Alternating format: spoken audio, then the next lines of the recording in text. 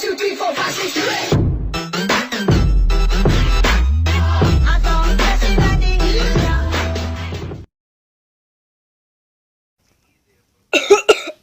Salut lume și bine am găsit în un nou vlog. Eu sunt aici alături de Andrei. Care i-am făcut intro-ul la ăsta. O să ne facem intro. De fapt, mi-am făcut un intro și o să... Și acum probez și niște intro-uri. Da.